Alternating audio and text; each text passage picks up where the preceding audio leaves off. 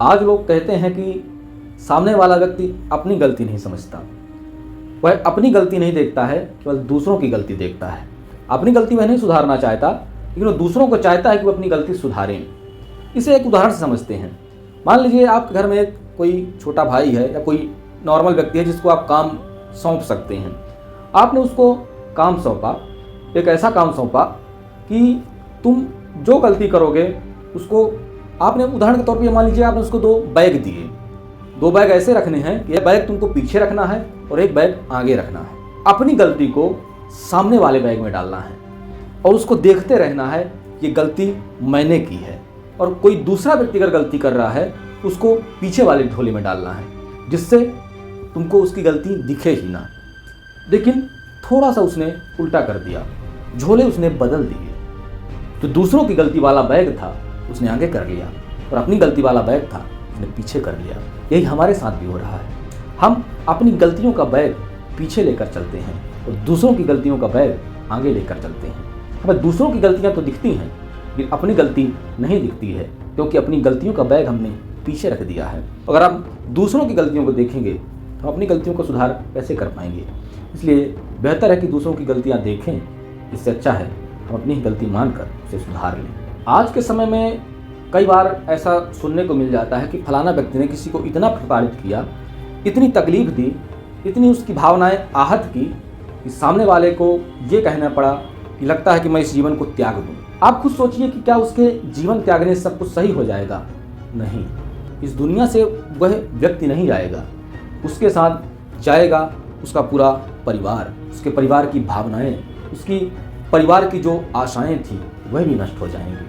तो अगर आप किसी व्यक्ति को इतना प्रताड़ित कर रहे हैं, उसको ये कहना पड़ रहा है, उसके मन से ये आह निकल रही है कि इस जीवन से बेहतर है मैं जीवन को ही त्याग दूं, तो सोचिए आप केवल एक व्यक्ति को नहीं प्रताड़ित कर रहे हैं, आप उसके पूरे परिवार को प्रताड़ित कर रहे हैं। इसलिए ये मत समझिए कि आप बहुत अच्छा काम कर रहे हैं सामने वाले को तकलीफ देकर। नहीं, ये समय है जब बदलेगा, तब आपको भी कोई ना कोई व्यक्ति ऐसे ही प्रताड़ित करेगा। अभी तो आपको मजाक लग रहा होगा, सामने वाला क्या कह रहा है कि मुझे तकलीफ हो रही है, मैं जीवन त्यागना चाहता हूँ, आपको तो मजाक लगेगा कि क्या हो रहा है।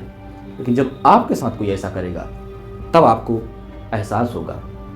इसलिए कहा जाता है कि अगर आप किसी को तकलीफ दे रहे हैं तो उस तकलीफ को सोचिए कि अगर हमको ये तकलीफ कोई देगा तो क्या हम बर्दाश्त कर पाएंगे। अगर नहीं कर पाएंगे तो आपको कैसे ये अधिकार है, आपने ये कैसे सोच लिया कि सामने वाला भी उस तकलीफ को सहन कर पाएगा? नहीं कर पाएगा। इसलिए किसी को तकलीफ देने से पहले 100 बार सोचिए, क्योंकि ये तकलीफ आप दूसरों को दे रहे हैं, तकलीफ आपको भी मिल सकती है। आज के समय में एक सामान्य सी बात दिखती है लोगों को कि लोग किसी दूसरे व्यक्ति को इस्तेमाल करके छोड़ देते हैं, उसका उपयोग करके उसे त्याग देते हैं। तो सामने वाले के ऊपर क्या गुजरता होगा? सामने वाले के मन में नफरत होगी, इसके लिए, आपके लिए नहीं, वो केवल आप बस के लिए नफरत नहीं होगी, उसकी नफरत हर उस व्यक्ति के लिए होगी जो समाज में है। उदाहरण के तौर पे देखें, अगर लड़की का किसी ने इस्तेमाल किया है तो उस लड़की की नफरत हर लड़के के प्रति होगी, और अगर लड़के का इस्तेमाल किया गया है तो लड़के की नफरत हर उस लड़की के लिए होगी जो समाज में है। इसलिए अगर आप किसी के साथ रिश्ता नहीं निभा सकते उसका इस्तेमाल मत करिए, क्योंकि आप पूरे समाज को बदनाम कर रहे हैं, उसे घृणा का पात्र बना रहे हैं। इसलिए अगर आप रिश्ते निभा नहीं सकते आप रिश्तों में मत आइए, क्योंकि अगर आप इस्तेमाल करके रिश्तों को छोड़ रहे हैं आप कुछ नहीं कर रहे हैं, सिर्फ नफरत के पात्र बनेंगे, और अपने नहीं, अपने जैसे सभी लोगों के लिए। एक बात हमेशा से कही जाती है कि गीता में लिखा है कि भगवान की, ईश्वर की इच्छा के बिना एक पत्ता भी नहीं हिलता है। तो आप खुद सोचिए, जब भगवान की इच्छा के बिना एक पत्ता तक नहीं हिलता तो आप किसी को तकलीफ देते हैं, कष्ट देते हैं, आप उसकी भावनाओं को आहत करते हैं, तो आप ये कैसे समझ सकते हैं भगवान आपको अच्छा ही देगा? नहीं, भगवान की बनाई हुई इस दुनिया में आप किसी को तकलीफ दे रहे हैं तो इसका मतलब है आप भगवान को ही तकलीफ दे रहे हैं। आप किसी के साथ बुरा करके ये आशा नहीं कर सकते कि भगवान आपके साथ अच्छा करे। क्यों?